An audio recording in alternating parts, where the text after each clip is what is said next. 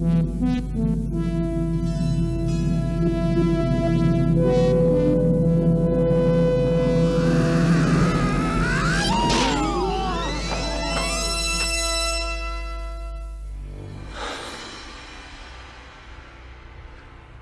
know Kung Fu. Show me. You are the new student. Come closer.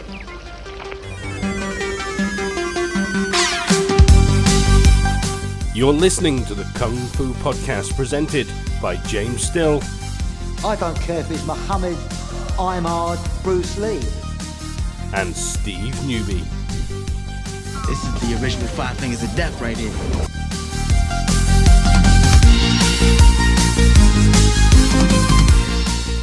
But my hands are registered as lethal weapons. That means we get into a fight, I accidentally kill you, I go to jail.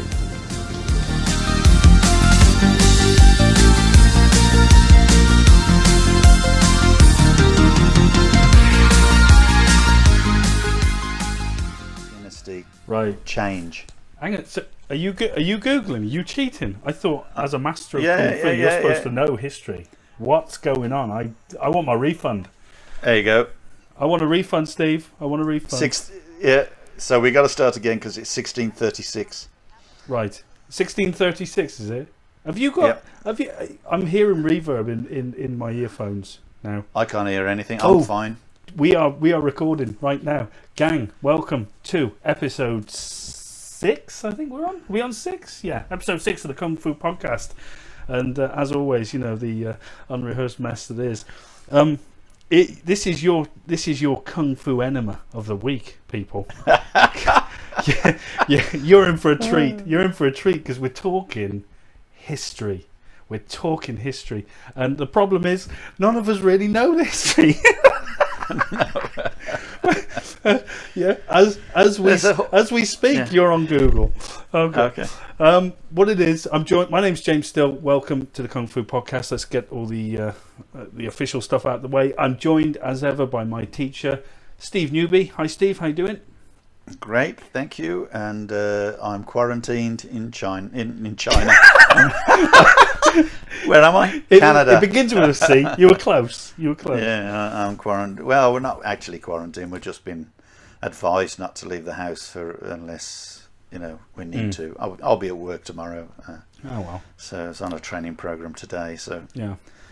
It's a big deal. Oh great. Well, we've had to shut down the Kung Fu classes, haven't we? As of I've had to close mine as well. Yeah. So what we late January through late March 2020. So we've had to close down for the impending doom.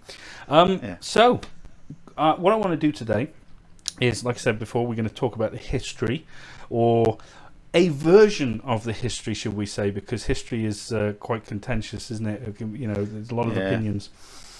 So more specifically, I want to talk about the history of Laogar Kung Fu, the style we both practice, and but what I want to do is I want to go back to sort of the inception of Shaolin. I don't want to focus too much on it, but I just want you, if you could, Steve, to give us your sort of take on the early Kung Fu and how it became and all the rest of it. So, without any further ado, it's on you. Yeah, well, I'm no history teacher, and I'm well aware that everybody would have a different viewpoint, as we've discussed before. The thing about history is nobody can really...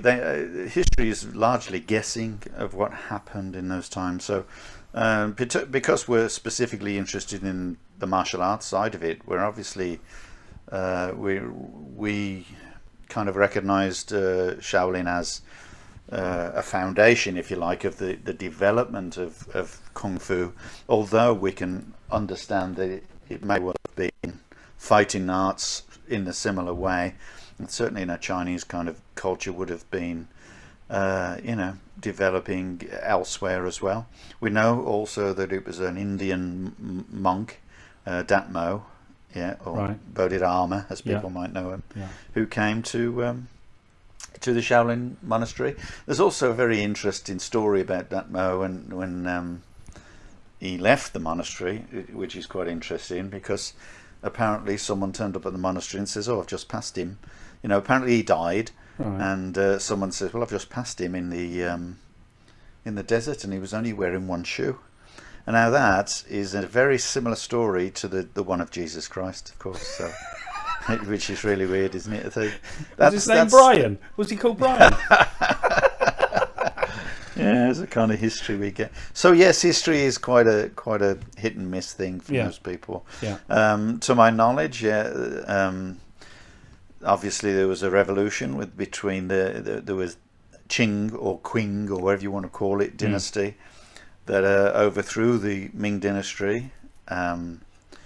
What dates are we sort of talking about? Well, we're talking that according to Wikipedia or whatever. 1636, Ming control disintegrated and peasant rebels led by a guy called Li Zicheng conquered the capital. Whatever. You're not reading off Wikipedia. Of course I'm not. Of course I'm not. What? So just so we're sort of semi-clear, if it was a movie plot, the Mings would be the good guys, right? And the Qings are the bad guys?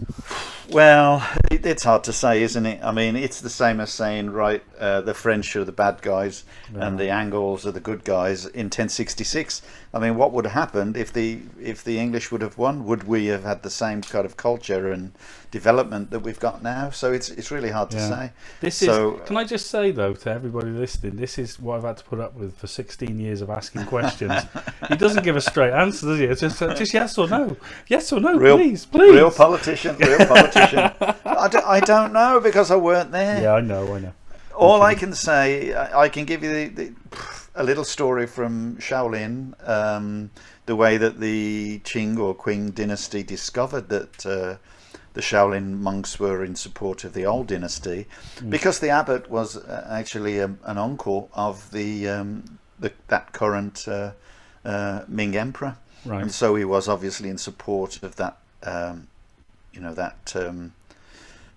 dynasty, if you want. Yeah. So basically, there was a lowly monk, right, at the monastery who was cleaning the lanterns, and accidentally broke one, and so he was punished. Right. And he wasn't very happy about being chastised or punished. So he went off and he let the Qing dynasty people, whoever it was, the officials around that area at the time, that in actual fact the Ming, the Shaolin monastery was in support of the Ming emperor, and so I guess that is how it came to be attacked and destroyed. There were about 18 people outside of the temple looking for supporters and developing revolutionary groups to try to fight back and try to win back the country. So gaining support and teaching martial arts. Not necessarily teaching martial arts, but just simply trying to raise support. About 10 of those survived and went on the run from that, and out of those 10, 5 went underground and began their own revolutionary groups against the dynasty. And we know them as the 5 secret sects or 5 ancient sects, and this is how we know from our style, Lao, because Lao was one of the 5, as in Honggar and Ligar, Mokgar, and so on, and Choigar, so they were, and Choigar. So they became revolutionary groups underground, and of course they were fighting against the Qing dynasty and trying to overthrow that. It wasn't until much later that they decided that actually the emperor of, the last emperor. You seen the movie? No, I haven't. No. Oh, right, it's a really good movie. Oh, is it?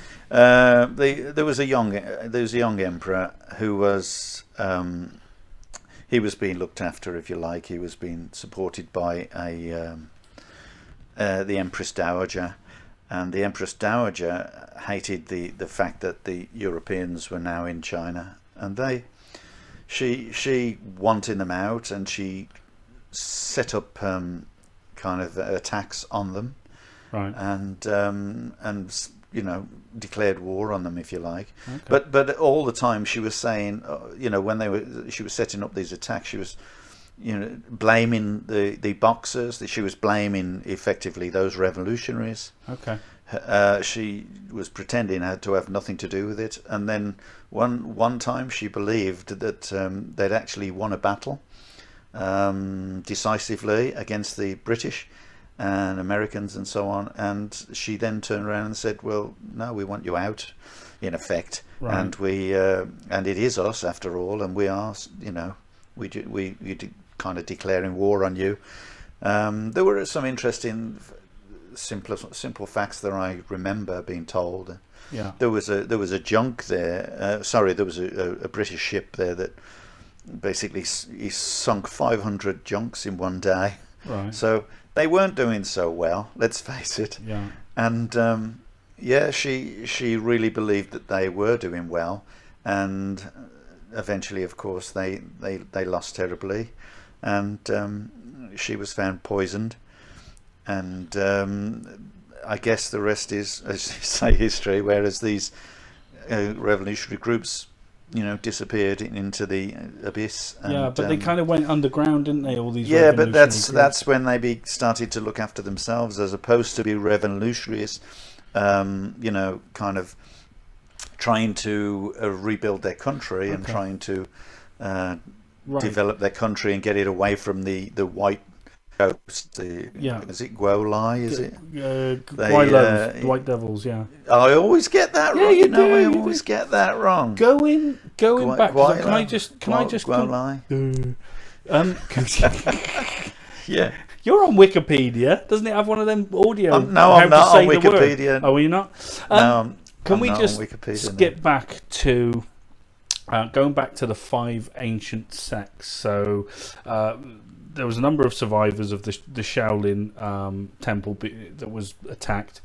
We had 5 of them went off and proliferated the martial arts. Lao Hung, Chi, Lloyd, I guess to cut a long story short, that's exactly what they did. So when we look at, because the monks of Shaolin did not have names, did they? They were nameless. They would give up everything. Right.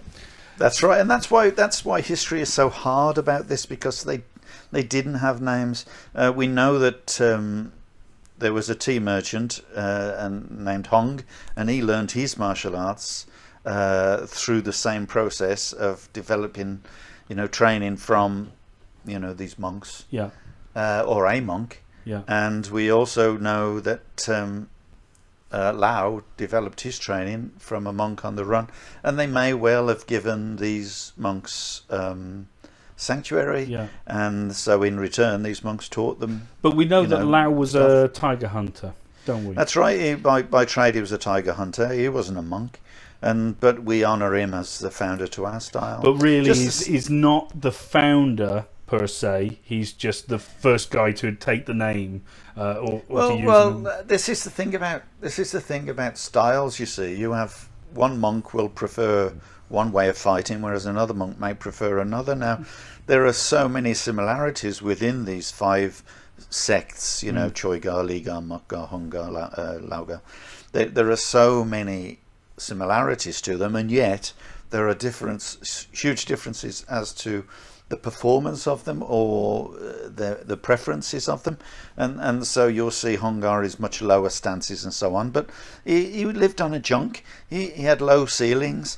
He's going to do an awful lot of training, you know, with very strong low stances, whereas, you know, other styles would have been far more, you know, flamboyant. I mean, Choigar, Ligar, they tend to be quite, you know, big, long, swinging punches, and Laugar tends to be very tight, short techniques, you know, mid-range and close-range fighting, and so you've got all these different changes to, or directions, if you like, that the Shaolin martial arts kind of diversified into these different and lived on through these different avenues, and they are different and obviously some were more successful than others. Choi and Ligar kind of, maybe they survived somewhere with one master or instructor of another,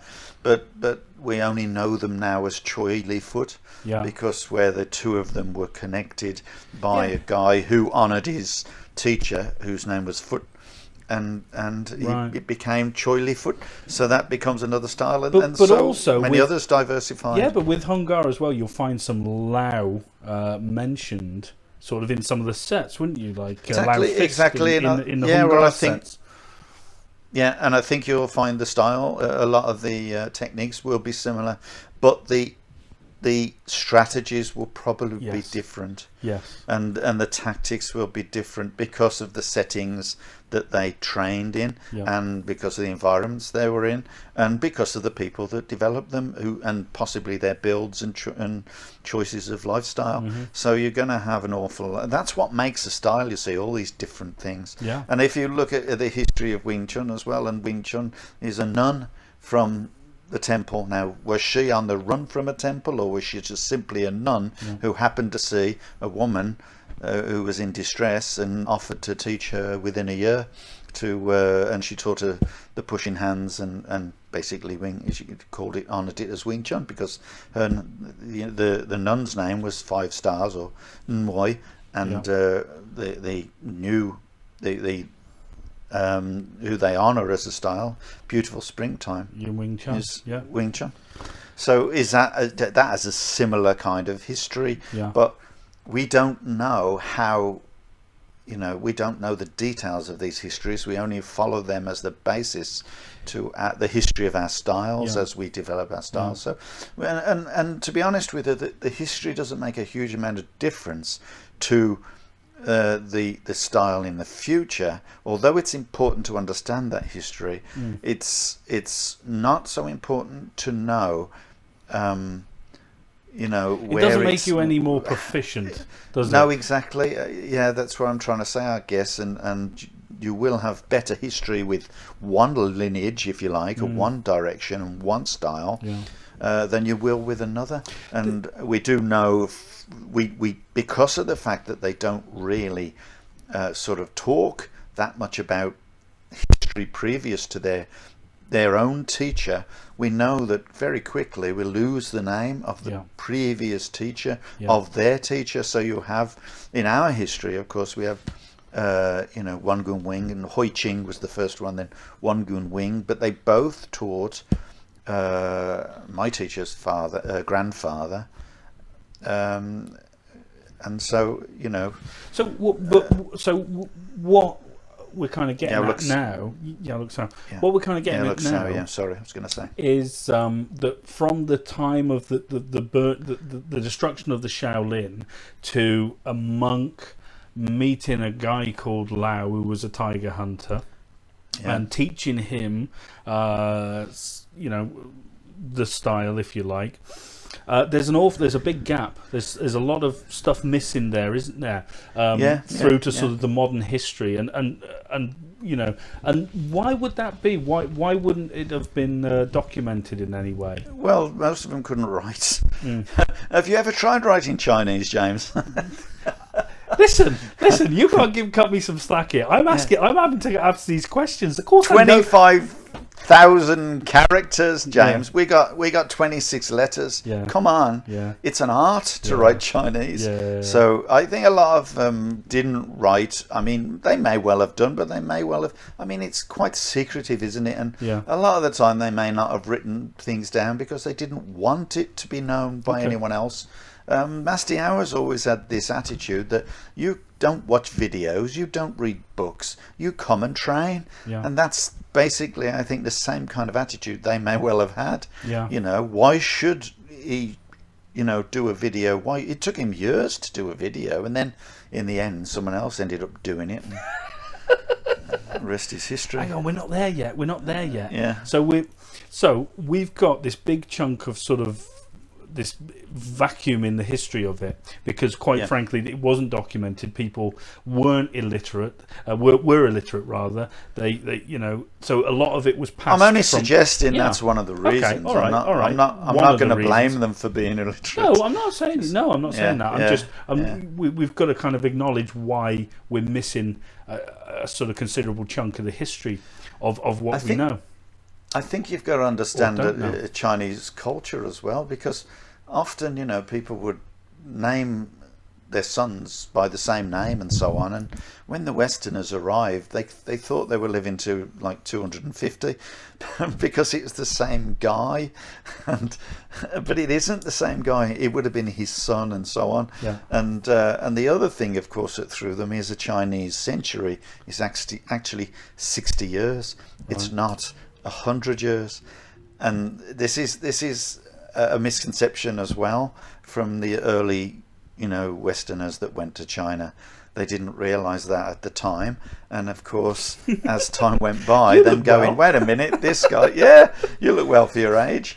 So they were believing that these guys lived forever, and that's why you see them in these movies. They're really old and able to throw this energy out and throw you through a wall without even moving or touching you. And this is the kind of the legends and so is it mystical things that happen. So going back to this period of the unknown history of, because I want, we're talking about Lao, of course we can't not mention the beginnings. So coming into the point of the modern history of Lao Gar as a style, how far back do we actually know, or is not speculated on? How far back can we go? Only as far as Master Yao is willing to tell us. Right. And I have seen Lao mentioned in books and said that it's lost in history and so on, which is why in the Americas you get a lot of Hongar styles, but with a little bit of Lao thrown in, which doesn't even look like Lao, simply because of the fact that it's come from a completely different source, if you like. But we know the source that we've had, that we learned, and of course we're able to trace that back. And we know that Master Yao's grandfather, Yao Luxao, was 12-ish, 12 to 13 when he first learned. And the reason he wanted to learn, as the story goes, is that his father went to a market to buy vegetables, was shortchanged basically. The vegetables were weighed wrong, and he knew it, and he complained, and the store holder sort of beat him up or attacked him, and punished him, if you like. And Master Yao's grandfather saw that and thought, that's not going to happen to me. I don't want that to happen to my dad. I'm going to find some way of doing it. So he went out looking for someone to teach him martial arts, and he found Hoi Ching. Tang Hoi Ching. Yeah. And so... do we know anything about him? Or no, not really? I don't. I know nothing about him. I know that he taught Master Yao's grandfather till he was about 19, and then he said, go out and try it out, and so we know that Master Yao's grandfather would have gone out and tested it in the usual way of the challenges of the time, and he was doing quite well. And in fact, he was one of the top 5 masters in Hong Kong at that time. Because and what time are we talking about here? Hong Kong. What time are we really talking about? Well, it's hard to say, but it would have been around. It would have been around the early part of the 20th century, if you like. 1915, that kind of period. Right. But I can't be sure about that. I'm going by Master Yao's age. Master Yao was born in 1942, October, to my recollection. Again, people can correct me if they want to. And it might have been August. I don't know. Anyway, he he brought up Mastiao because Mastiao's father had died during the Japanese occupation in China at that time in the 30s. So he would have been, by that time fairly old anyway, but he did live through to the 60s and early 70s. Because he did come to the UK. So Steve Faulkner told me. But I'm not sure if he met him. I'm not sure whether he just heard it as a story. So I'm not sure. I can't confirm whether he lived to the 60s or 70s. But that would have made him, a fair old age. Haven't you got a picture of Mastiao's grandfather in? Yes, I've got a picture, and I've also got a picture of the whole family. Right, yes, right. So we're looking at Mastiao's grandfather had two teachers. So he learnt from Tang Hoi Ching when he was a youngster. Yeah. Presumably the later half of the late 19th century. And possibly, I don't know. Possibly. Well, I'm just going with this. You don't want to commit, and I understand that.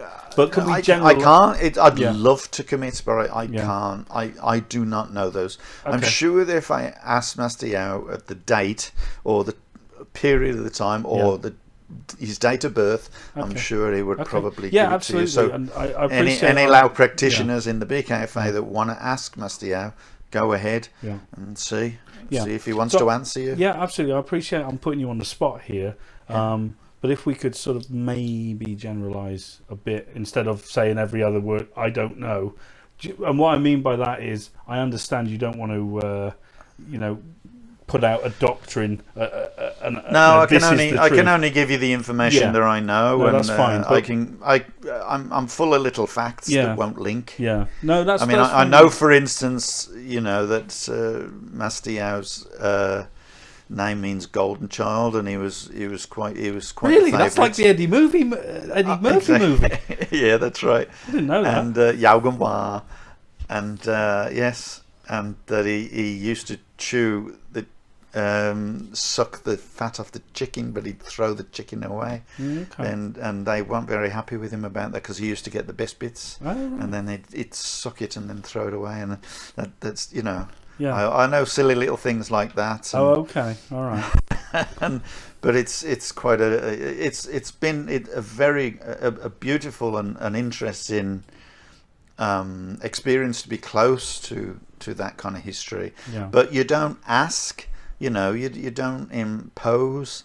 No, and, I guess you don't. But and you just get taught. Yeah. And you get given the information. Yeah. But the most important thing to get is the martial art, and that really. And I guess I'm looking at it in the same way that perhaps the people in long gone by saw it with their teachers, which is why they may not have the information that was available to them. Yeah. Maybe they didn't ask the right questions, and I really wish I had done. I wanted to write a book about it, but I would have had to collaborate constantly, and it would have been a pain in the ass. And I just thought, you know what? But you did, on many summer courses, you did take your notebook, didn't you? And you wrote down. I've got absolutely so many anecdotes and stuff. I've got lots of anecdotes. I used to take my Alsatian dog, Dexter, on the summer courses. I went on 22 summer courses and. Or more, I think, and my dog went on 7 of them, I think. Right. And during that time, he was quite well known there every year, and he used to do the running and everything, and people used to get to the end of the run and kind of applaud people as they came in at the end of their run. And of course I was a bit faster than my dog as he was getting a bit older, so I was about 10 minutes ahead of the dog, and then the dog came in and everyone applauded him as well. It was I got it on video as well. I got it on video of my dog coming in, everybody applauding him as he came in. Okay. But the thing is about that, the reason I mention that is because my dog, my Mastiao, he said to me one day, the great dog, he says, I used to have one of them, it tasted delicious. Oh God! But it was just one of his jokes because he did. Yeah. They used to have 2 dogs that were on top of the house, guard dogs. Right. And Sorry, he what kept house? 2 dogs. In Hong Kong, Oh, right, his granddad's house, I guess. Okay.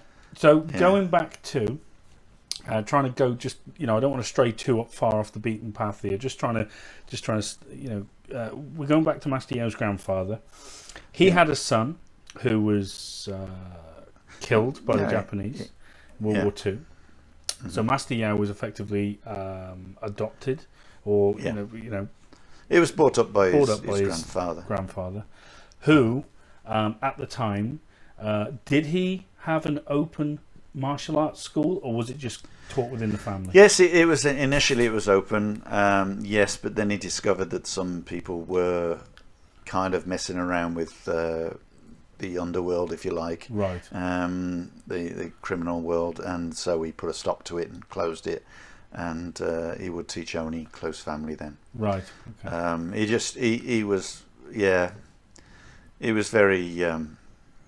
very well known in the community and so on. The whole family was well known actually. Yao started in Hong Kong with there were kind of 2 groups, 2 families on one side, on 2 sides of a road, right? And that developed an actual community over the years, over the period of years. That developed a whole community within one district of Hong Kong. They wouldn't sell their property either, so people were building high-rise blocks around them as he was going. So he did have quite a lot. And I'll tell you a story, and this might upset some people, I guess. I don't know, but we're here to please. Yes, I went on to China. Yeah. With a big group, and there were some guardians there. We'd just started the guardian concept, whereas we are there to try to develop and enhance the association, and hopefully for the future. Mm-hmm. And we had the opportunity, an amazing opportunity. I spoke to Master Yao. We were on a train for about 8 hours. I went to Master Yao and talked to him for a while. And I says, when we get to Hong Kong, I would really love to visit your grandfather's grave. Right. And it was a great opportunity. He says, well, I can't take everybody, but I am willing to take the guardians.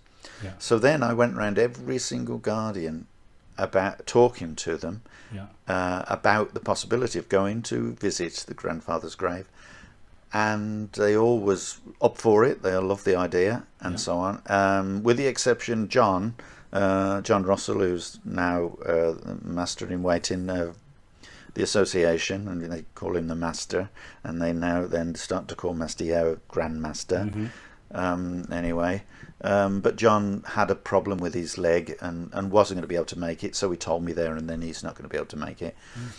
But the others were all up for it, but when we got to Hong Kong, of course, I was all ready and everything. Got me big machete.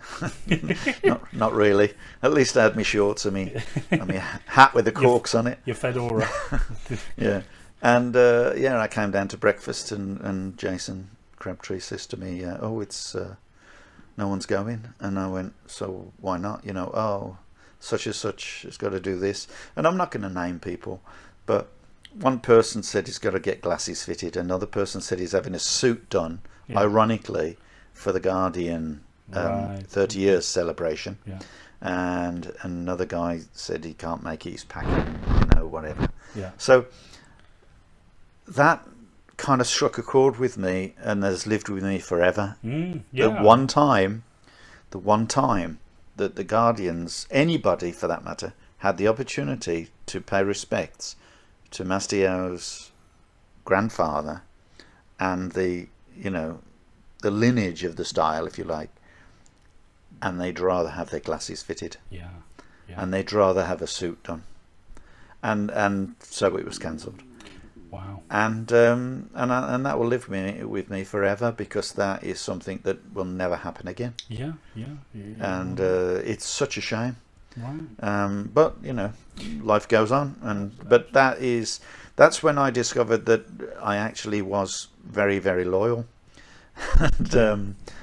and I think people sometimes look at loyalty and have loyalty in all sorts of directions, but not always the right one. Yeah, right. So, but that's just an anecdote that I'm quite happy to share. Yeah, well, it does strike a chord with you, yeah, like you said.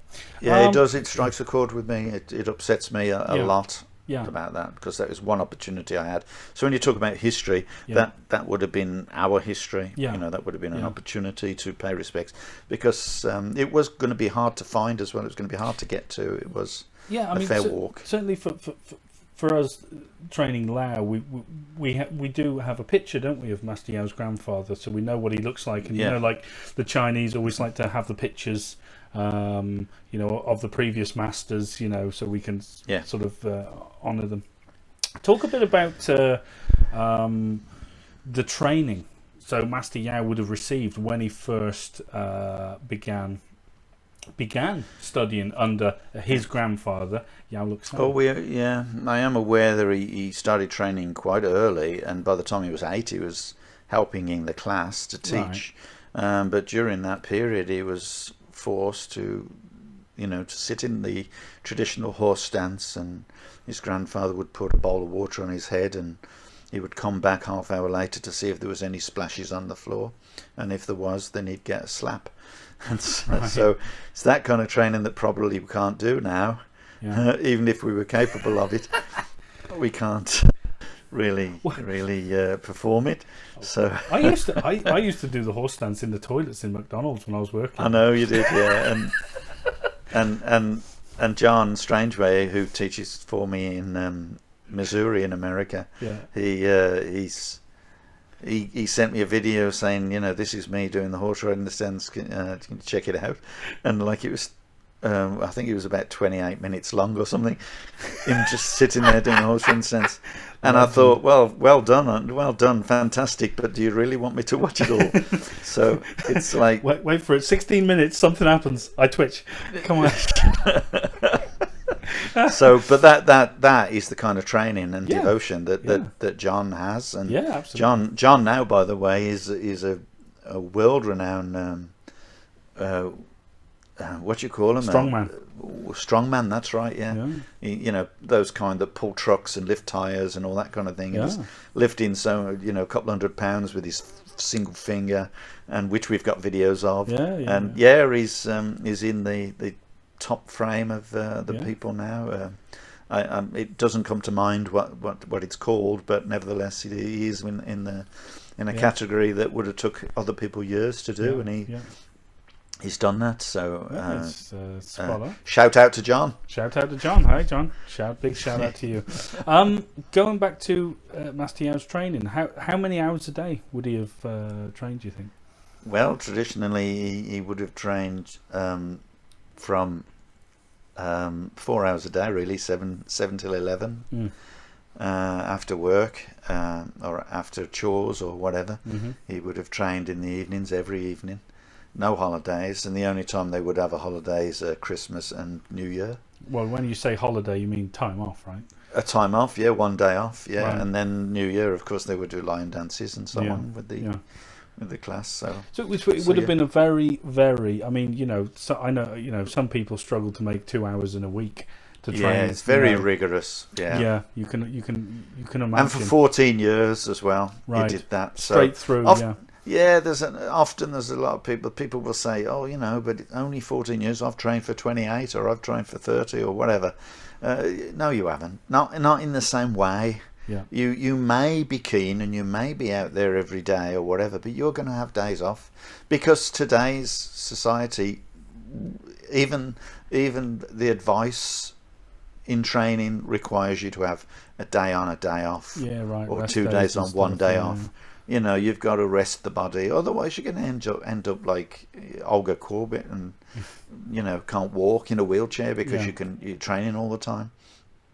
Do you know where that is, by the way? No, not a clue. But I was going to sound really, intellectual on our podcast. She's Olympic. You had to ask me who it was. Okay, she's an Olympic athlete. Right. She did gymnastics, and she won a lot. Okay. Oh, right. Okay. But now she's a wheelchair ridden. She, her hips are just shot and knackered, and a lot of athletes end up like that when they overtrain and.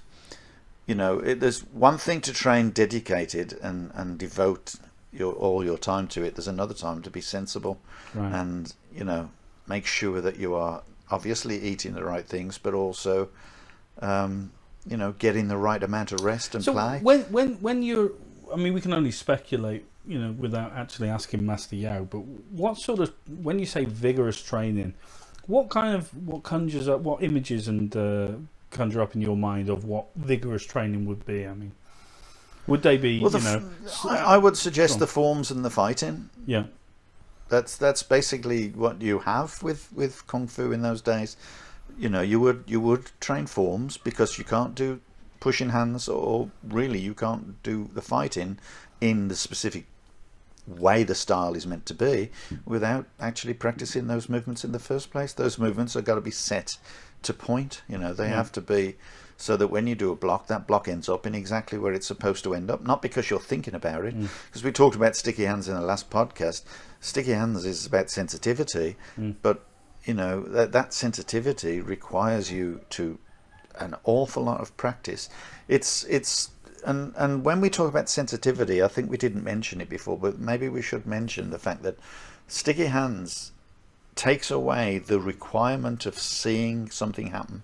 Right. So instead of your eyes seeing something happen and sending a signal to your brain to tell it to send a signal to your muscles to respond, and then they respond, and so on and so forth, all that sort of direction, it's a matter of feeling it and responding it. It's like if you had to do that when you touched a hot stove, you'd always burn your fingers pretty much. But the fact that you get close and you pull your hand back very quickly, that is a stimulus. Well, they call that kinesthetic perception, don't they? Exactly, kinesthetic perception. So you act without consciously acting. That's right. Like blinking, it's the same thing as blinking. If a fly comes next to your eye, you don't look at it and go, "Oh, I think I'd better close my eye," and then send a message to your brain to tell you. It just does it. It does it without you thinking. Otherwise, you'd get hit by the fly or anything that was flying your way. Sure. So that's called kinesthetic perception, and that's what we should have mentioned last time. Well, okay, great addition there. Going back to talking about the sort of the training that Master Yao may have gone through at that time. You mentioned the fighting. Now, I'm under the impression that the fighting, certainly within the very modern history of Laogar, the style has always emphasised, sparring, fighting, over, not over anything else, but it's certainly emphasised that, the fighting is important. So the kind of fighting that Master Yao would have done back in the day, obviously no pads were worn. What do you think? How do you think it was done? And well, it's just traditional fighting. It's just there's no holes barred. There's no you can't kick me to the groin. Yes, you can. So bloody cover your groin. You can't punch me in the face. Yes, I can. So cover your face.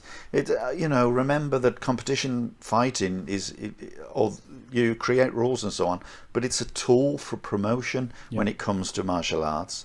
It's simply a tool for promotion. You try to develop, encourage and develop interest in what we do. By making it aesthetically pleasing, and semi-contact fighting is probably one of the most aesthetically pleasing types of fighting styles you can actually do. And when it's made safe, of course it has to be safe in order for people to participate in it, then it lasts longer, so you build an audience as well, and a following. So, and then people of course build reputations on that, but that it's about the tactics that are given to that fighting capability. It's not about necessarily the techniques, because obviously a lot of the techniques are going to be too dangerous, as in any other kind of fighting. They're going to be too dangerous to apply in a team event or in a tournament event. And And, you know, you don't want anyone being poked in the eye. You don't want anyone kicked in the groin. You don't want shins kicked and so on. It's just going to slow the fight down. Yeah. So you don't want the fight to be slowed down. You want it to be constant. Right. And basically that's it. Otherwise, you may as well take all the equipment off a sword fencer. Yeah. And let's see how long that fight lasts. It's just silly. Yeah. Yeah. So you've got to be aware that you know, promotion, competitive training, competitive tournament fighting is a promotional tool. Yeah. And it's an amazing art in itself. Yeah. No one would doubt that. Yeah. And that goes for full contact as well, and includes boxing and so on. But it is an entertainment and a promotional tool for people who, you know, obviously want to promote the style in the one sense. But when it comes to professional fighters, there are people there that are going to make an awful lot of money through that promotion anyway. Yeah. But those are the people that will push it and promote it and keep it going. So you can't kind of take that ideology away from them. Okay. You know. Yeah. But traditional fighting in itself would be totally different, and it would just simply be, you know, the punch is coming, you got to stop it somehow. The kick is coming, you got to stop it somehow. And the fastest way, shortest possible distance, you know, least amount of effort to maintain your ability to fight. Yeah. And often it would be a kick, you know, coming up to you, and you just put your shin on it, your elbow on it, or you would strike it with your knuckle, and that would prevent them from wanting to kick again. Yeah. But you would do that with a limited force, obviously, because you've got to look after the people you're training with. If you don't, you have no one to train with. But in those days, they would obviously train harder, and therefore they would no doubt be stronger, and you know, they would definitely take a punch a lot easier, a lot more. So yeah, and that's why they had the you know, Dit Da Jiao and so on to make sure that they could heal themselves, because they didn't have the kind of the doctors and the surgery they have today. So Mastio was training. How long eventually did you say he was training for? About 14 years, did you say? Yeah. And what age would he have been about when he stopped? Sort of mid-20s? I guess it would have been, Yeah. well, I don't know. Yeah, Okay. mid-20s. Okay. And he came to the UK in search of work. In Hong Kong, there wasn't a lot of work at the Yeah. time. It wasn't a great place. You know, they were making all these little plastic dinosaurs. Well, you were in the Which Merchant Navy, I so got you would one. know. Yeah. So yeah, they were pretty primitive in their production of stuff, and then they got a lot better later. Yeah, right. You know, and became very technically minded. Yeah. As did the Japanese. You know. Yeah. And so yeah, they there was not a lot of work. His family were involved in some way. Some of them in the restaurant trade, and Right. he came to the UK in with work, and he worked in a restaurant for a few years. Right. So just keep it. We'll bear that in mind. But just going back slightly, Mastio would have eventually come to a conclusion with his training with his grandfather. And am I right in saying his grandfather gave him some tests in order to allow him to teach the style independently of his grandfather? So again, we're talking very sort of a traditional sort of mindset here, and Yes, the way it works. he would have. Yeah, he did. He did. He talked about a time when he was put in a room and a wild cat was slapped and thrown at him. Yeah, and he was to protect himself, and you know, without injury to the cat, he had to control the cat, catch the cat as well. You know, how hard is it to catch a cat without it injuring you? Well, especially when it's a feral cat. Yeah, well, we spoke about this in the first one, didn't we? That's right. And the another one was where his grandfather, he left him in a dark room, and his grandfather came in with a knife and went at him to try to instill some fear of God into him. It's an interesting sort of test that. Like, you know, you did. So there were several things that he mentioned. Some I can't recollect, but very interesting. And on a par with the kind of thing that you would have seen traditionally in right back to Shaolin. Yeah, I guess. I mean, they wanted to be. You had to be good to survive. Right. You know. I mean, the streets are rough, and you know, you had to be good to survive. So, you know, people misunderstand the history of martial arts, where these people that design these styles, there are, you know, we've improved this and improved that, and ours is a really, you know, street smart style and can defend anything in a street. They have no concept or idea of how hard these people trained and how hard they were when it came to fighting in reality with knives and machetes and, you know, big sticks and stuff like that. Even the police used big sticks there. Yeah. You know, it's simple as that. I mean, there was a policeman who confronted. It is a story about Yip Man, I believe. Right. With Wing Chun, where he confronted him and he didn't know who he was, and Yip Man wouldn't have any of it, so he pulled his gun on him and he took his gun off and gave him a slap.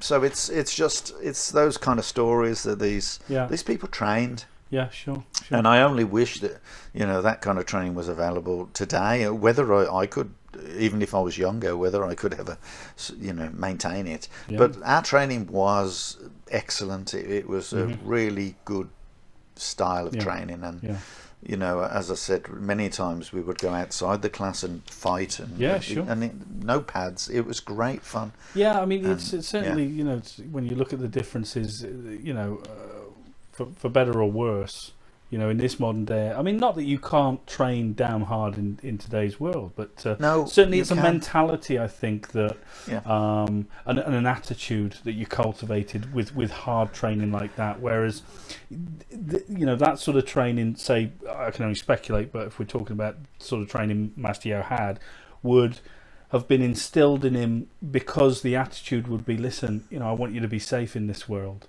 Whereas today... Well, no, it was like, if you don't do it, I'll give you a good slap. Well, now do it. Yeah, all right. But sort of what I'm getting at is... I think that was probably more the option. Yeah, but what I'm getting at is sort of like in today's world, you know, you train hard if you want to be a great athlete or a great fighter or whatever, because we're all more sort of socially matured. Sedate. Yeah, or sedate, however you want to say it. Yeah.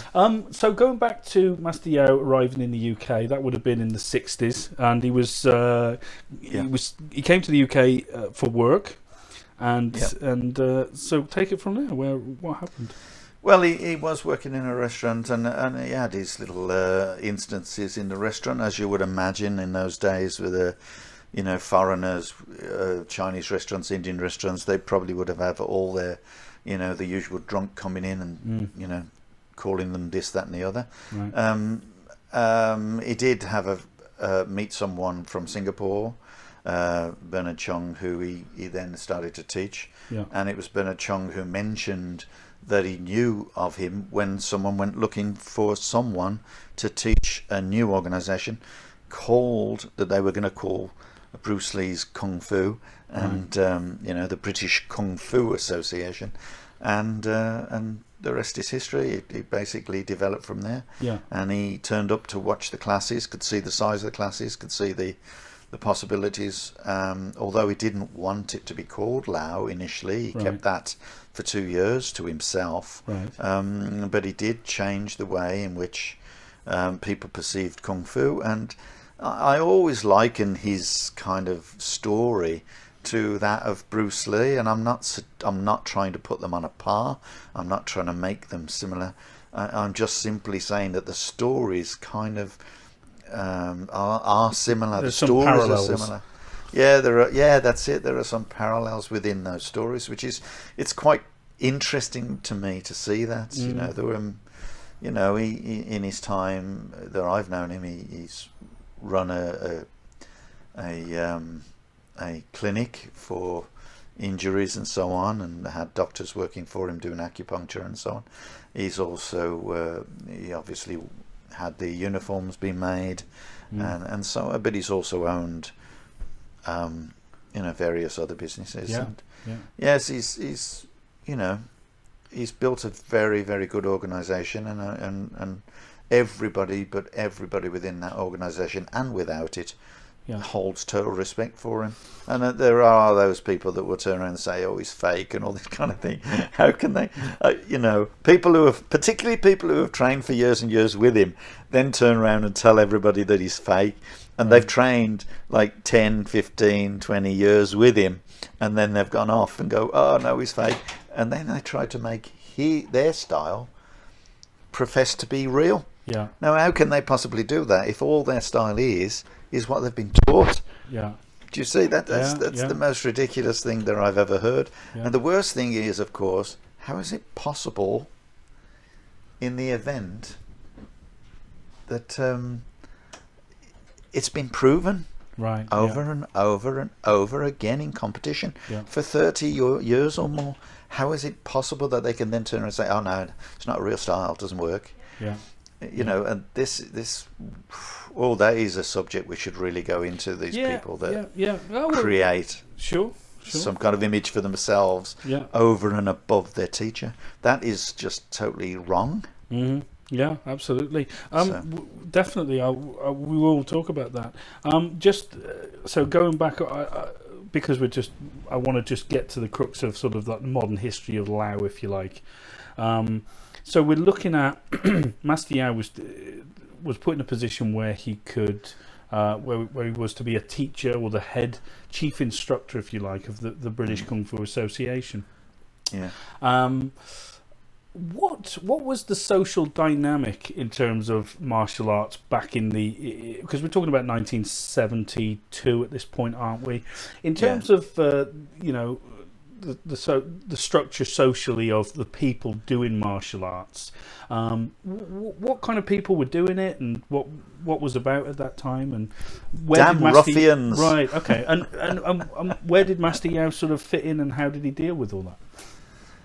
Well, he had something to offer, and they could see he had something to offer, and quite frankly, he's not a big guy, and he was able to display and demonstrate and explain things that would make those people better, because a lot of them had come from karate and so on. So there were an awful lot of people that were already fighters that recognised his talents, recognised his knowledge, and took it on board, and and then many people came after that. I always think that the martial arts are by nature socially diverse and physically diverse. But when you look at the UK back in the early 70s and the kind of people who were training martial arts back then, like I said, a lot of fighters.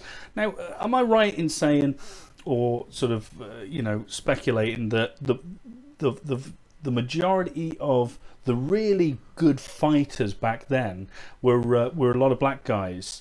There was a lot of black guys as well, like Steve Babs, Neville Ray, and stuff like that.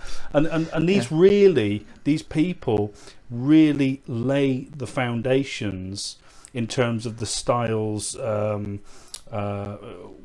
What's the word? Reputation. Yeah. Yeah. Well, they did, because they kind of fought in a way that they didn't care. Right. And they were encouraged to, because we needed to, as a new organisation and a new kind of concept, which Kung Fu, remember, was a new concept in the UK. Yeah. It had to prove to the already established karate people that it had something to offer. Clive Parkinson as well. Parkinson. Yeah. Humphrey Brooms, all these people. Yeah. But remember there are also, a lot of white guys, Chinese guys. There was a lot of very, important characters that followed that. I mean, George Shaw is a big name at that time. Steve Faulkner was a big name at that time. Yeah. He was more into breaking. He held the world record for breaking concrete and so on. Yeah. I watched that world record as well. Yeah. And I actually supplied the concrete for him to do another world record. we delivered it in a lorry or something. I knew the guy who had a concrete factory, and I got him to sponsor him. Yeah.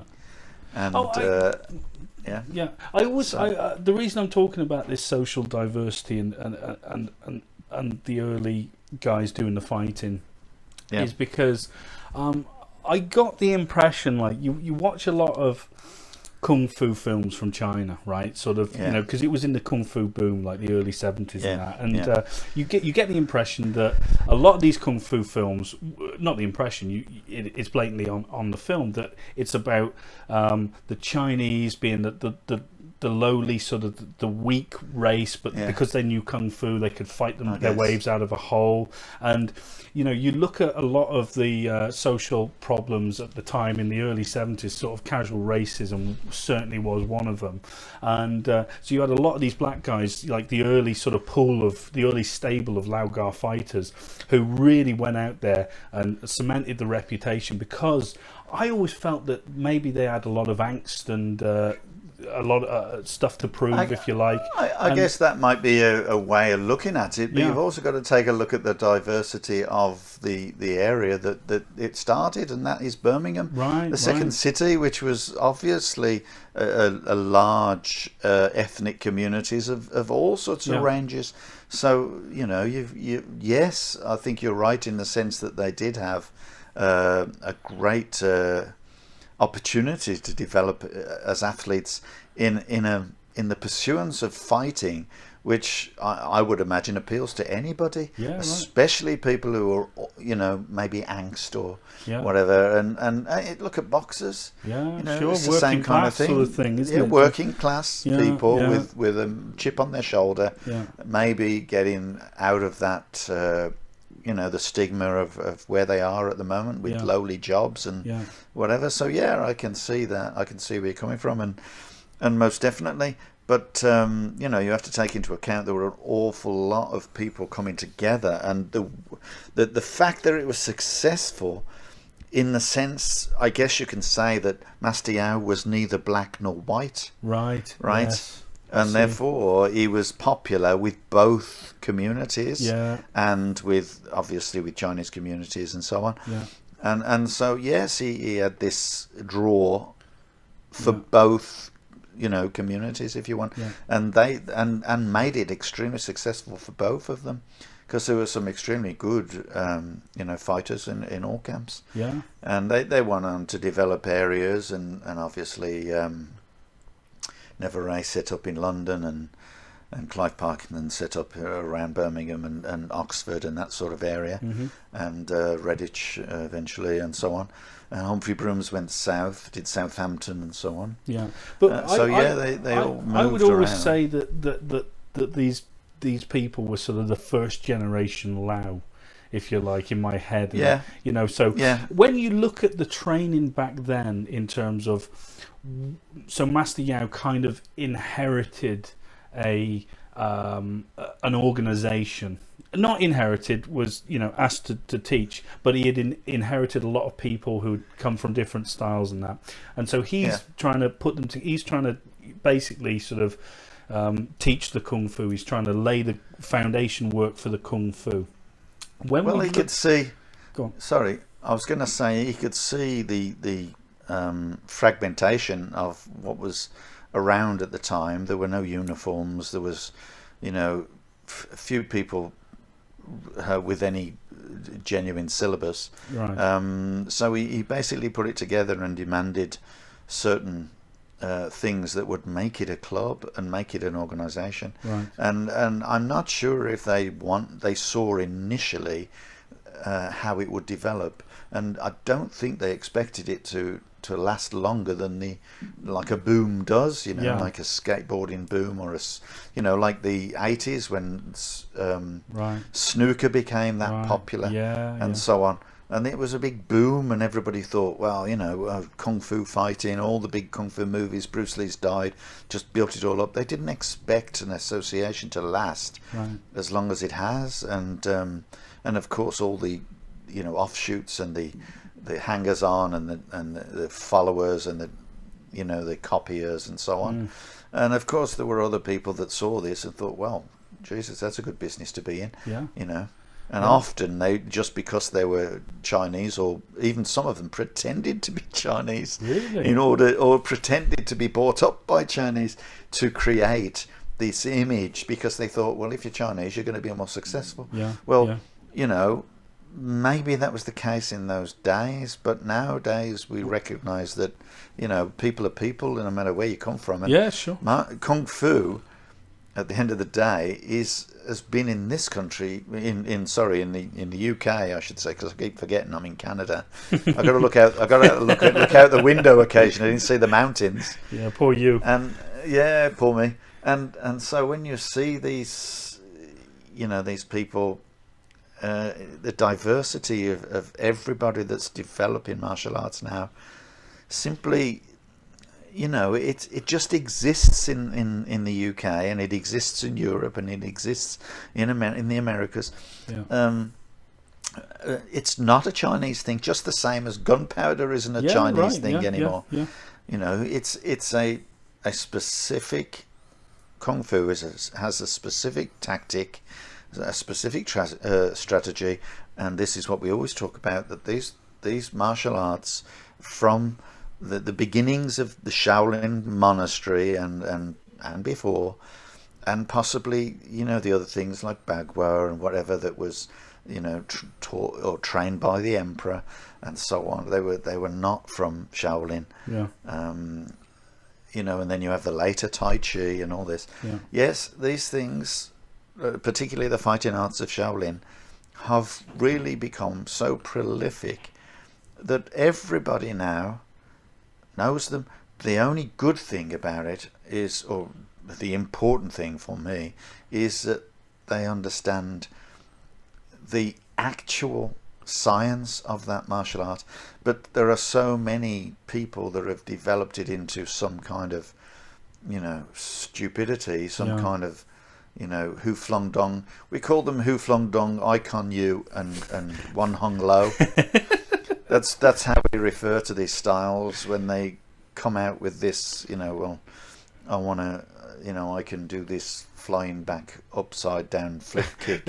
Yeah, I'll never forget the time when I brought all my Inside Kung Fu magazines to the class to show you, and I said, Steve, look at all these, you know, I read them, they're from America, and you just looked at me with a look of disappointment, and I just thought, what have I done? And then reading one of the magazines that night, it was about a guy who was hospitalised.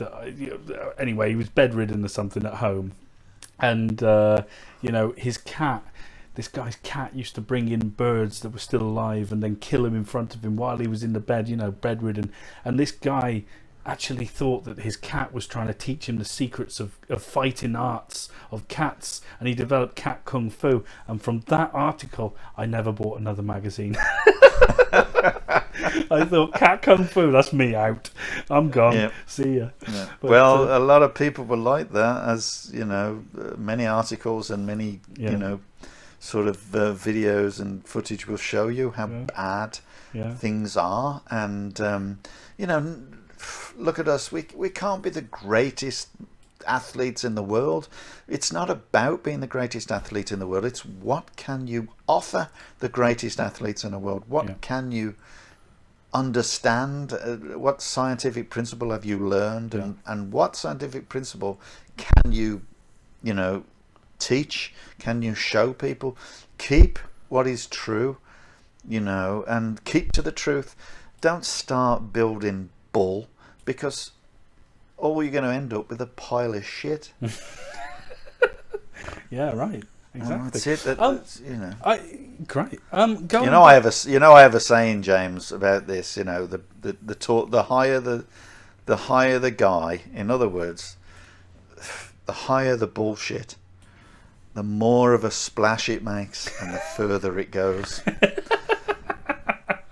You know, just imagine a cow pat. You know, someone that high just dropping it, and that is a lot of martial arts today. Yeah, right. Yeah. Honestly, in all avenues of martial arts, we you know, it's a shame that people can't come together and say, you know what, we want to make sure that martial arts is true and honest.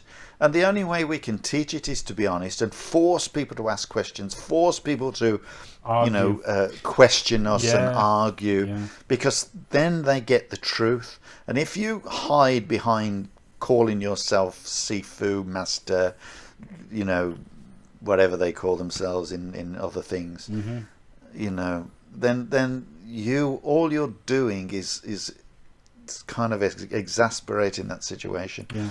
Now, I know that sometimes it's not worth giving them too many details, but it's certainly worth giving them the truth. Why am I doing this? Because this is how it works, right? And that's the question, and that's the answer. Yeah. Make sure we'll now go practice it 1,000 times, and it'll work in different ways. Yeah. Yeah. That's really important to me, and I hate it when I watch people doing, basic forms, and then they go, right, what's next? And they haven't even learned that form. And then you see black sashes, 4th degree, 5th degree, in demonstrations doing sets, and you look at them and you go, do you even know what you're doing?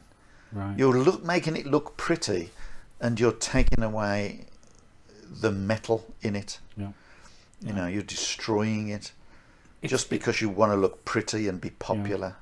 It's like you said. It's the what's next. What can I get next? What What can I have to eat next? And it's and how much is it worth? Yeah, right. Yeah. When talking about going back to Master Yao and the beginnings of the BKFA, and we were talking about the fighting. Sashes, they were never a Chinese thing, were they? Sort of gradings, stuff like that. Well, apparently some groups did use a similar kind of thing, but I'm not sure whether that's true or not.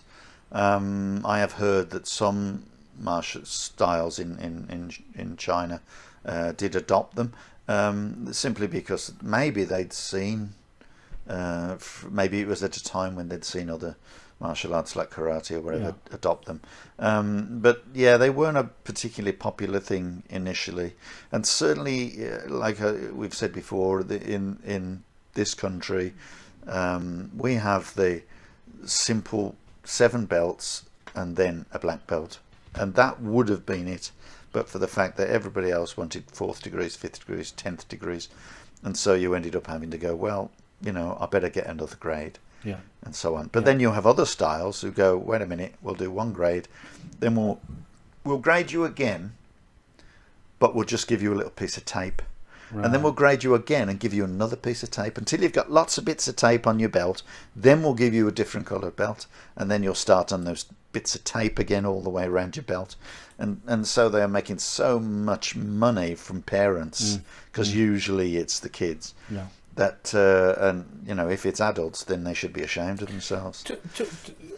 I mean, the reason for the syllabus in Laogar, what we have in terms of, we have a method, we have certain requirements to pass certain sash levels, all sash levels. The reason for this syllabus and the way it was designed, I would speculate that it's simply because you're not going to be training at a great you're not training as hard as you would back in the day, so to speak. So you're going to need some instant ideas of how the forms would work, hence the hand blocks and kick blocks. You're talking about hand blocks, kick blocks, and so on, which would have been introduced, to give reward, really, and to give some kind of speculative, some scenario, something that you could actually recognise and like apply. fast food. So you get given that's how I can use that. You get an immediate kick. Yeah. Literally. No. But instead of having to practice a form on your own, because remember, you've got to understand that most martial arts were taught sort of 1-to-1 originally, and then only later did they, or taught within close proximities of families and very close societies. They certainly wouldn't have been like 100 people in a class. And when you've got 100 people in a class, now you've got to start doing drills, and you've got to start doing regular exercises, and of course you can afford to lose a few, so once they've paid their membership, you're going to start really pushing them, and of course then you can really apply some effort in the training, because you'll be left with with people who can really train. But unfortunately today there's an awful lot of clubs that start with very few people and end up with no people because they try the same thing, and they get, you know, you may have 3 or 4 people in the class and they're all training like hard as hell, and because there's only 4 of them, they're trying to compete with each other. The next thing you know, one of them comes up and goes, "Oh, that was a great class, let's do that again next week." The other 3 leave. It's the other 3 the instructor should have listened to.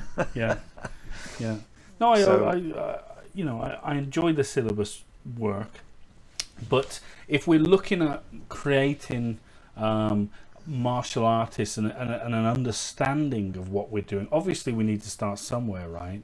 So that's why we need the syllabus. You know, we need to have that that representation that you can take in movement, you can replicate movement, and eventually the idea is that you will begin to understand the movement that you're doing even more so than you do.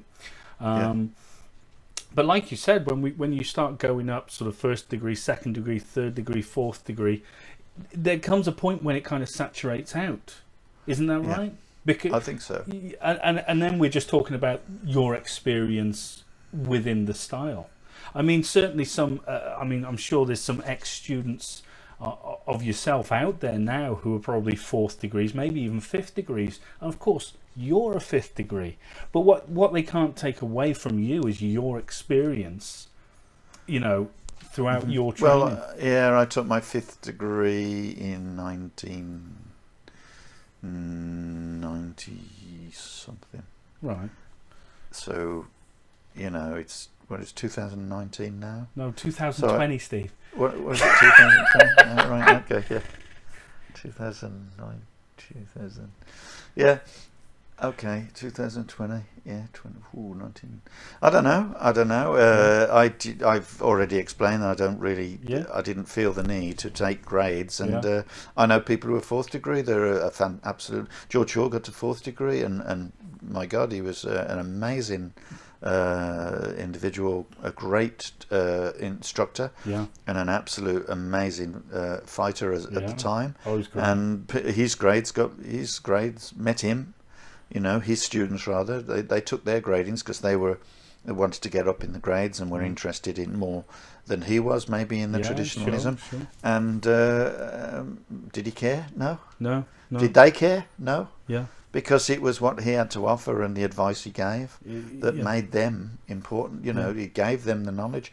So grades, unfortunately, are overrated in that sense. When you get to that stage, right? I think, you know, you get to a certain grade, and that's really should be the end of it. But, you know, it is a sad fact that it does continue, and not just because of ego, but because of financial constraints or investments and so on, and people want to make, you know, more of it. Fear of people becoming higher grades than you. Right. No, there's no reason for it except those purposes. It doesn't make you a better martial artist taking a grade. It only tests you to a certain range, and then after that, it should be honourably provided to you. If you have given your all to that style and they can see that you have that capability, there's no reason for them to test you. So only an individual that can watch you train can know that, so your teacher. Sure. And so why do you go to a load of unknown people, and certainly why do you go to a panel of strangers who are going to sit there and just make you shake in your boots to do something that you're never going to be capable of simply because of the environment? Right. You know, you train hard enough, it won't matter how many people are there eventually, but you know, it's just I think grading should end at a certain point, and loyalty should begin. Right, yeah. And loyalty works both ways. Yeah, right. So, and that's how it should be. But yes, I have had a lot of students that have got to certain stages, and of course the worst thing is they then suddenly think that they are They do Right. have more information Yeah. than you, or they do know more than you, or they shouldn't need to listen to you, but they should now be listening to people with a higher grade or whatever. I think, and I pity them. Yeah, I think the that's the way it biggest, is. I sort of the biggest problem I think with you that isn't necessarily your problem, but it's the fact that you're very, you're in my mind you're a very very very traditional person. Now, what that means, it doesn't mean necessarily that, you know, oh, I've got to bow to you and call you Sifu and all this. It's just the character in which you have decided to train and proliferate the martial art. Like, you've always made, you know, training, you know, and you've always, you know, taught me when I needed to be taught, told me off when I needed to, and all the rest of it. But I think the problem is you're very casual about it. And you don't my problem, assume the role of a Sifu, if you like. You're not sat in a chair. You're not having people, you know, bow at you and tea ceremonies and everything. Not that we you tried that, didn't we? Yeah, we tried that. Me sitting in a chair, you having a picture. it looked all right, but you know, you wanted, you know, I wanted a tea ceremony. You wanted to go to Starbucks, but you know, but you see what I mean. So when you're presented as you know, there's a lot of preconceptions of a martial art teacher, isn't there, in people's heads? Like, you don't really conform to that, but it is.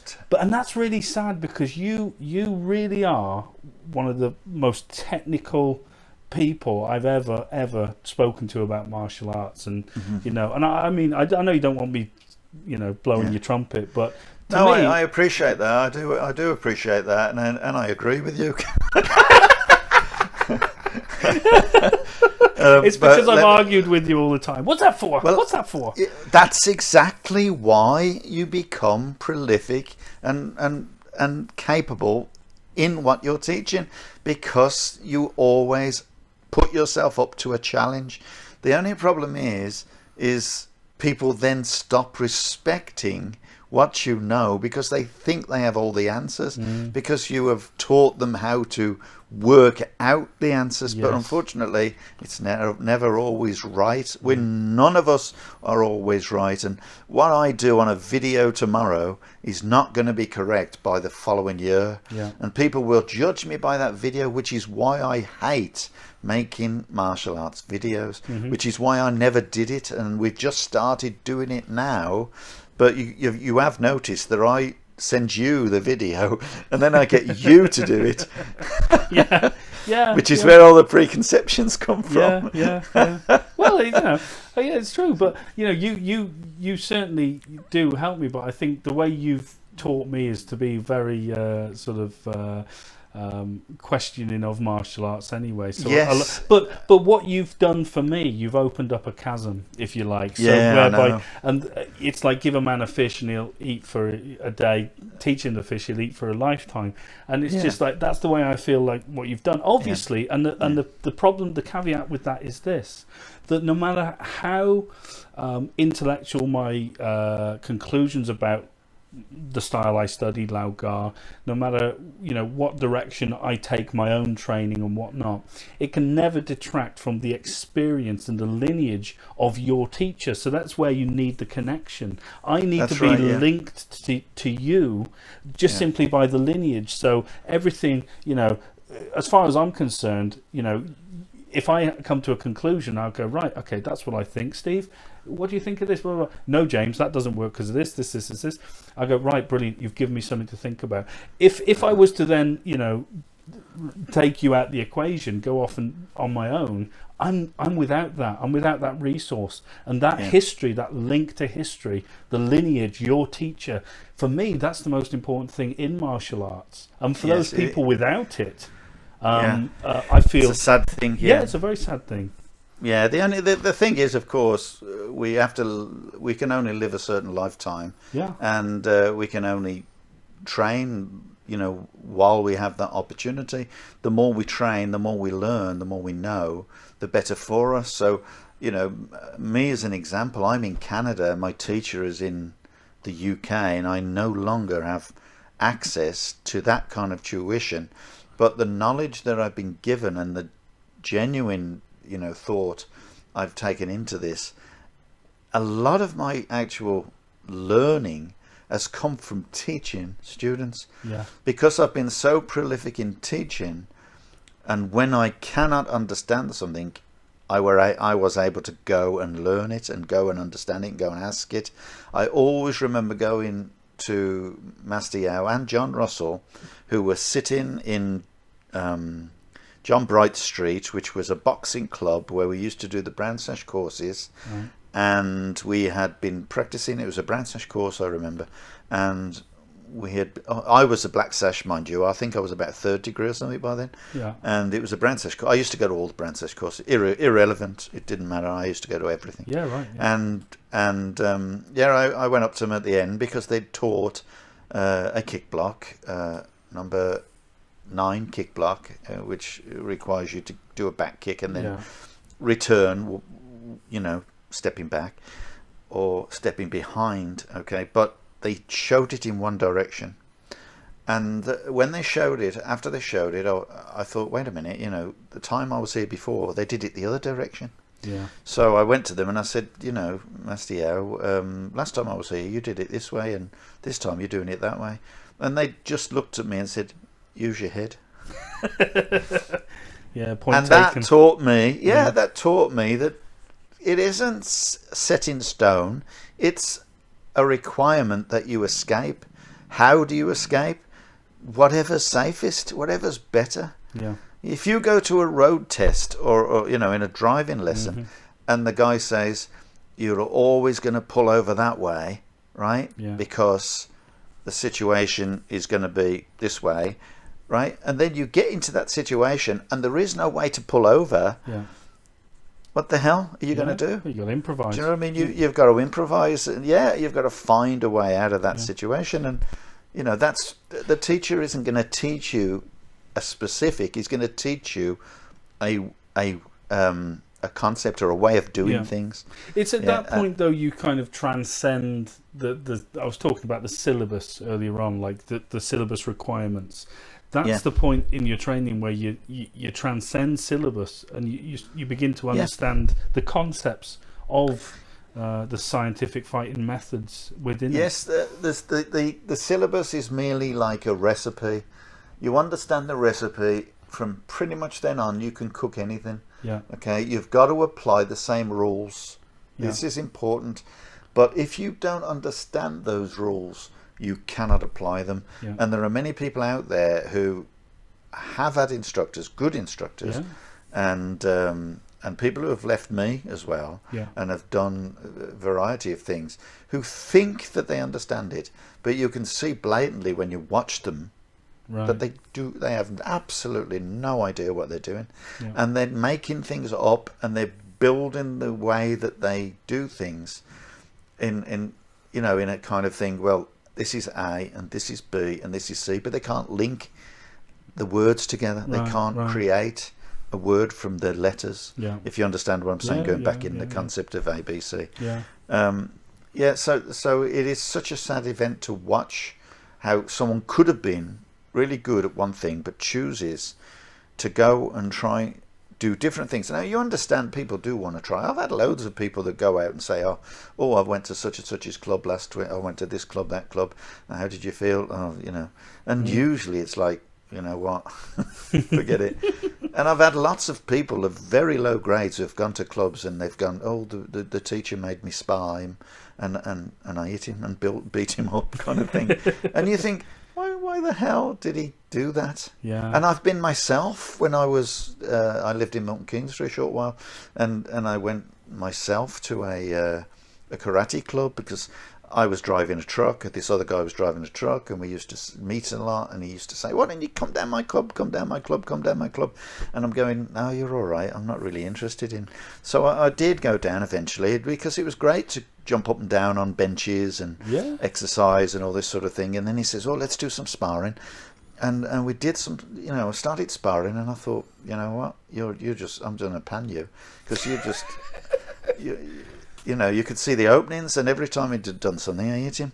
And the thing is, he started just getting harder and harder. Yeah, right. He started getting more and more aggressive. So as he got more and more aggressive, I started raising my game. So he became so aggressive. He started doing really hard kicks. So all I did was kick his leg from under him. Every time he lifted his leg, I swept him, and he kept on falling on the floor, getting up as fast as he could, and saying, "Go on, more," and I just kept kicking him, and all the way around the room until eventually all his students were watching us fighting, and all the way around this school gym, and I was just kicking his leg from under him every time, and he could not learn from it. He could not cope, and eventually I had to feign that I was tired. I had to say, "Look, I can't go on now. I'll give up. I'm tired."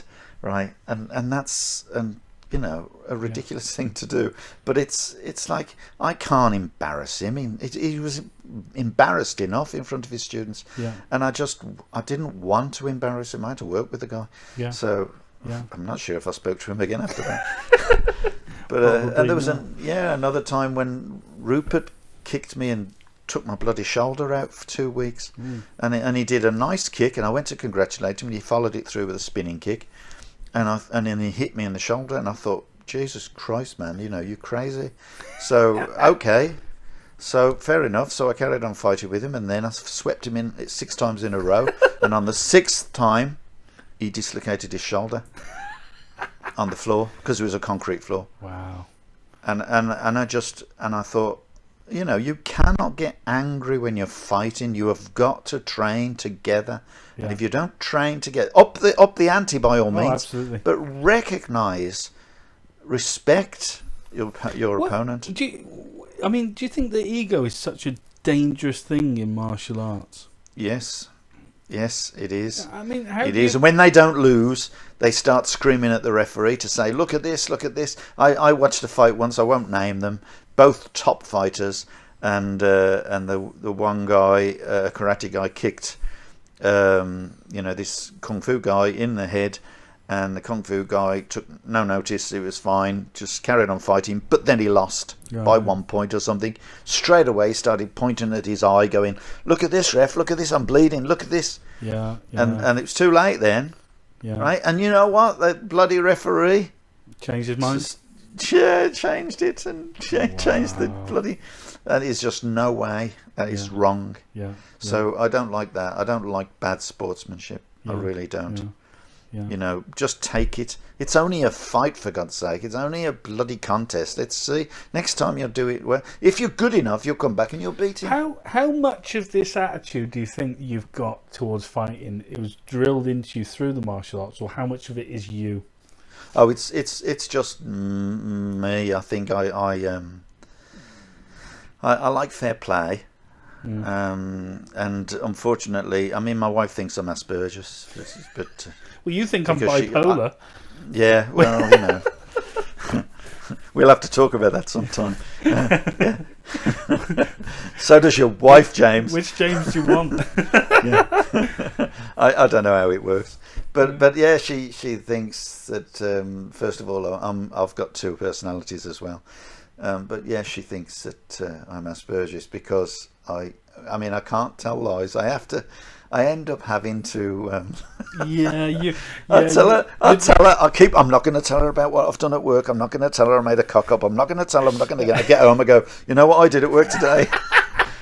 And I just, it's horrible. It's horrible. And I can hear myself saying it, and I'm going, "Oh no, what have you done? Why did you need to do that?" Yeah. Oh, but I love that. That's endearing. I love that. Oh, I delivered some stuff the other day. They put it the wrong way around on the truck. They put one pallet on a truck, and which was uptown, and the other one down. The other 2 were for downtown, and the 2 for uptown. I got down to the first one, took 2 off.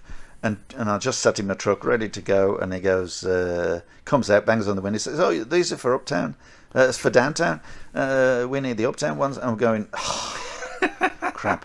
So I just quickly changed them round, which is fine. I hadn't gone anywhere, I hadn't done anything. Changed them, got down to the other place, delivered theirs, and then told them what I'd done. Why did I need to tell them? I didn't need to tell them. You know what? This time we mentioned we mentioned trucks. Oh, yay. No, we did. Fantastic. We did. But this is where that attitude of yours is, I think, a lot of people who have preconceptions about martial art probably don't appreciate that. Like, No. you know, people want to believe that martial arts is something that they see in the movies or read about in ancient scripture, and they see the old pictures and the mosaics or whatever, and they conjure up ideas. And then here's, you know, Steve Newby. Oh, no, you're rubbish. It's like this. But I think I was like that too, though. I used to think about martial arts of like course, that. so And was then, I. but So when was I I. became an instructor, I never wanted to be. I wanted to teach. I loved teaching, but I didn't want to be an instructor. I didn't necessarily want to become an instructor. It was kind of thrown upon me. I had no choice. Sometimes my teacher would not be there and whatever. And I went, when I moved to Milton Keynes, Alex Barron was running the club. He couldn't make it one time. And everyone looks at me and goes, well, you're teaching it because he's not here and you're the ice grade. So, oh, okay. And I just throw myself into it, and I just am totally involved. And then my teacher would send me to different places. You know, oh, you've got to go there tonight. Someone's not turning up, and I would just go and teach. But that's really interesting, because you trained and you didn't want the recognition. Do you know what I mean? Like you didn't. You just wanted to train, and I'm the same. I joined. I just wanted to train. You were like, James, you want to teach. I want you to teach. You teach, really? Okay, whatever. But because teaching makes you better. Yes, it does. But you don't realise that until you start doing it, do you? That's right. If you watch someone who doesn't teach, they will do the same the same way as they were learnt it, as they were taught it. And they will not improvise, and they will not develop it, and sometimes they don't even become any more fluid, because you can see they haven't practiced it. Yeah, sure, because they're too busy thinking about what do I teach next week or whatever. But don't you think that people who chasing this sort of this master's title or whatever in martial arts, those are the ones who are missing the point of it. You know, I remember one of your students. Not going to name him, but he had a bit of an attitude with you, and I remember him saying to you something like, "All I want is knowledge and advancement," and I remember thinking.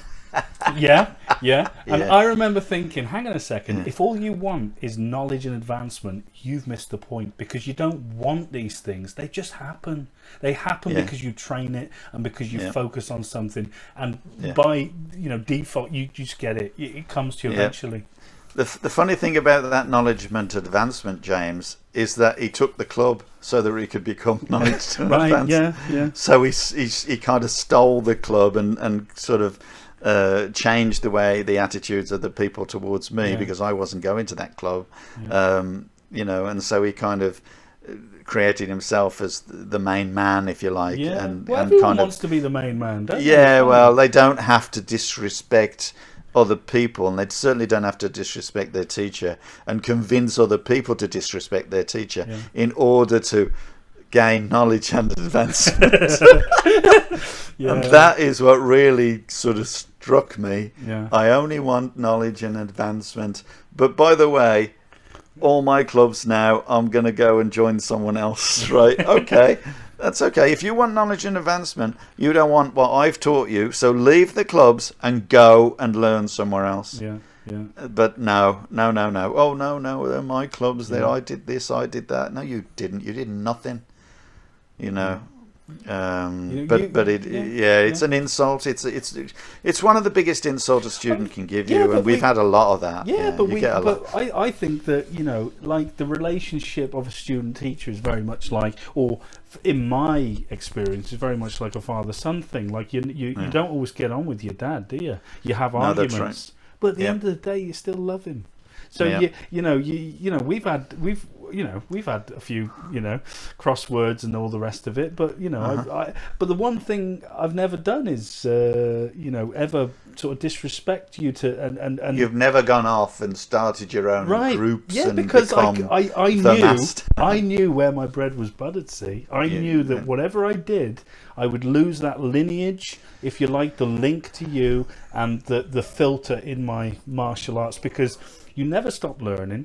Well, the thing is, what you have been able to do as well, and due to the fact that you've sustained your, if you like, your training and lineage and whatever, is you've maintained that one style, and in respect of that style, you've judged other styles from the point of view of this style. You've been able to judge other styles, and you've been able to come to the conclusion that they haven't got a clue.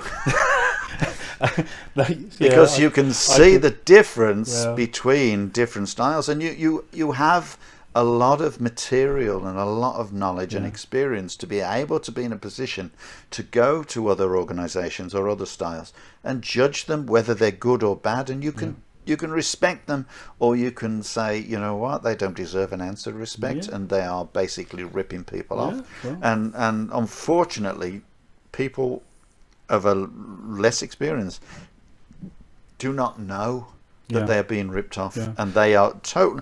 And it is so funny how people act like that, but it's a natural thing. Well, it's funny when they you know, they're bowing to other people and in search of, do you know what I mean? In search of this authentic martial experience, like, oh, I'm going to leave you, go here. Next thing you know, I want you to be my master. I'm bowing to your master, and all the rest of it. I mean, they're divorcing their parents. Yeah, right. Yeah, and it's just like, you know, what does any of it mean? What are you doing? It means nothing, because it just makes them look stupid. Because anybody who, you know, leaves the position they're in to go to a new position, they're well aware that they have a certain amount of information and knowledge, and probably know that they have better knowledge than where they are now, but they need recognition, so they desperately need to look for a new source of recognition. Right. And they believe that by being there, they're going to get that recognition. Unfortunately, they're going to have to start right from the beginning, if that group means anything at all. Because obviously they know nothing about that group, so therefore they can't know the basics to that group or that concept or that style. Or whatever, so unfortunately, you know, anybody will turn around and go, what, you want to join my club? Okay, give me this much money and you can be a black belt if you want. So whatever. Unfortunately for me, I never made any money from it, simply because of the fact that I never thought that. So my first club had 71 children in it. Well, not my first club, but one of my early clubs had 71 children in it. And I never took a penny, and I paid for the hall and for the advertising for the girl that was teaching it. I had absolutely no concept of, wait a minute, I should be having that money and then giving her some money for teaching. I didn't even consider that, and that's how stupid I was in the early days. And had I have not been that stupid, and more fool me, I would not be sitting, you know, where I am now. Well, but then again, who knows about life? You know, it takes you in all sorts of directions. But I do enjoy, and I've said this before, I do enjoy going to the summer course, and I did enjoy going to the summer course, and going up to a group that I was asked to teach, and they're all standing there shaking in their boots as I walk up with my big black sash on and my tunic and everything, and walk up with a serious face, and then, you know, they're all just waiting for me to tell them what to do and so on, and I just look at them and say, my name is Steve, and you must call me Steve. and they just relax at that minute. They relax, and then by the end of that lesson, by the end of that 40 minutes it takes, they are all over the place. They're loving it, absolutely loving it, and I love the way they do that. That's but I mean, that's a very sort of, if I don't know, do you think that's a Chinese sort of, you know, like a family style, if you like, learning in a nice in a good environment where you're not afraid? No, I don't think they ever. It's a nice way of learning when you're happy to learn, and then people would argue, wait a minute, you can't be happy when you're learning to fight because you've got to fight. There is time and a place. You've got to switch it on and off. You've got to switch. You've got to be able to switch it on and off. Otherwise you'll be serious. I mean, can you imagine going to a party with someone touches you and you just smack them? Oh, wait a minute, oh sorry, I forgot to switch off. No, you've got to be a human first, and a antagonist, if you like, second, if that's the word, because you have got to punish the guy that takes your humanity or attempts to take your humanity away. So punish them for it, but don't punish every other human that lives with you because of it, or works with you, or trains with you. That's it. If you want to, if you're trained to be a hammer, you start seeing everyone as nails, and you can't go. Yeah, that's yeah. When I went to Scotland for the first time, I was asked to go up to Scotland by the Scottish, and I met them all by the Forth Road Bridge in a hotel. Yeah. And I just says to them all, I said, I'm here to help you build Scotland. I didn't come here and I didn't go to them and say, this is who I am, this is what I want you to do, and this is how we're going to do it. Right. But that is how I should have done it. Yeah. But I didn't. I went, I'm here to help you make Scotland great, make Scotland big. And we did. We built a really good organisation, but God, did it take some fighting to do it. Yeah. But in retrospect, had I done that, you were too nice. You were too benevolent. I'm not the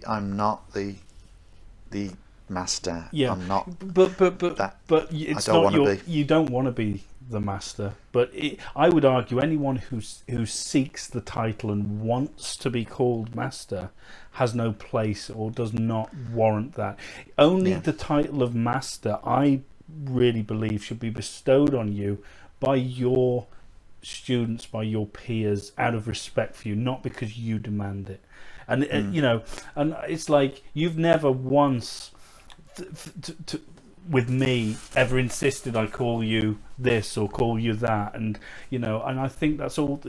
But like we discussed, that was probably to your detriment, because you look at some styles of martial art which are very regimented. You can always use karate as an example, but even like taekwondo in this modern day, it's so regimented. It's sir, it's ma'am, it's yes sir, and they don't stand. They sit on the floor cross-legged. And yes, but this is my point, because it's so regimented and so controlled, and everybody lives with this, it's better to be feared than loved sort of mentality. They're afraid to ask questions. They're afraid to question their instructor and argue a point.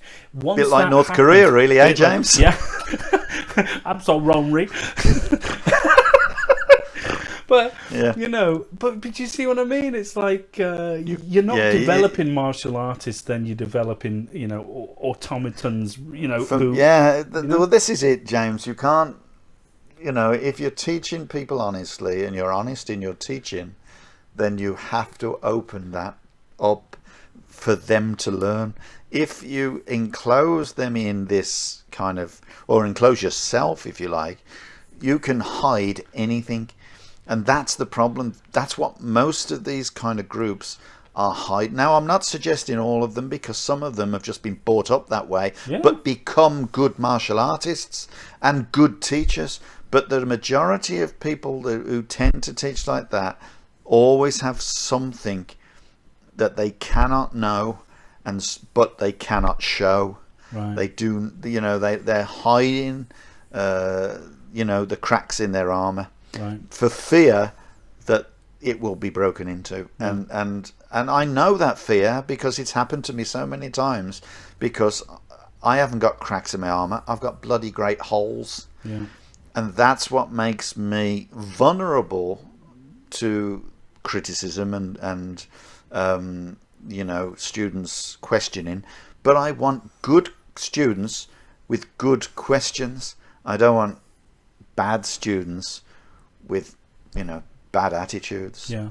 Yeah. So, that's the difference, really. So you can always find, and then you just say, well, I'd love teaching these students. And at the end of the day, you can trust people until you can no longer trust them. Yeah. If you go around not trusting everybody all the time, you're not going to get anywhere. Yeah. And that's partially the problem that the BKFA has had in the end, that, understandably, you can't trust everybody because of the reputation and the situations that have occurred over the years. You try to hold a tight ship, but eventually you've got to give it away. Yeah. Because if you don't, it can't grow anymore, and it became too big for its own abilities, and it's kind of in that sense, kind of disintegrated into all sorts of different segments. Yeah, sure. And those segments are not thinking on the same lines. But that's the same with all associations. Yeah, absolutely. I mean, you can never detract from the history, which I think is important. But to understand the history and learn a lesson from it is one thing, you know. Yeah. But to move forward and not acknowledge, you know, problems within an organisation is another, you know. But well, I think, you know, we've certainly droned on a lot. Yeah, we have, haven't we? It's been a long one, hasn't it? Honest to God. I don't know. Yeah, it's time. God, we're coming up to about 1 hour 50 minutes. Jesus Christ, James! Who's going to listen to this? Nobody. They're probably all asleep. Either that, or they've died from the pandemic by now. Yeah. But, well, I have to say, with the time here in sunny Canada, it's 6:22 p.m. What time is it there? It's 22 minutes past 1. In the morning. Yeah, in the morning. Yeah. Yeah, our time has gone forwards, has it now? Oh, right. Yeah. Is it forwards or backwards? Yeah, no, it's gone forwards because normally it's 8 hours difference. So. Okay. Yeah. Well, Steve, thank you so much for having a chat with us again, and it did get quite heavy there, but you know, hopefully you kind of got something from that. I don't know. We're kind of opening up a little bit, aren't we? Yeah, We're opening up and telling and breaking in our little, you know, breaking into our little own characters and personal lives. And, yeah, well, that's that. But that's to me. What's wrong with that? No, nothing. Anyway, guys, thanks a lot for joining us on another episode of the Kung Fu Podcast. My name's James Still, and I'm, as ever, joined by my teacher, Mr. Steve Newby, and we shall see you again. Take care, everybody. Steve, you're going to say goodbye? Oh.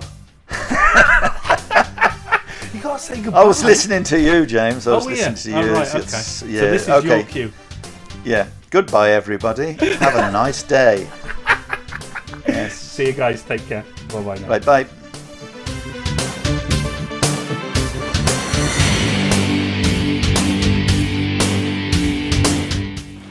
I kick your little Beijing ass right now, man. I ain't scared of you. I know you know that little tricky shit. Come on. Hi guys, thanks so much for joining us on the Kung Fu Podcast. If you like that and you want to find out more about us, you can head over to Facebook, Twitter, Instagram or YouTube and find us under SJN Martial Arts. And also guys, this podcast is available on Podbean and iTunes. So until next time, take care of yourselves, and we'll see you again on the Kung Fu Podcast.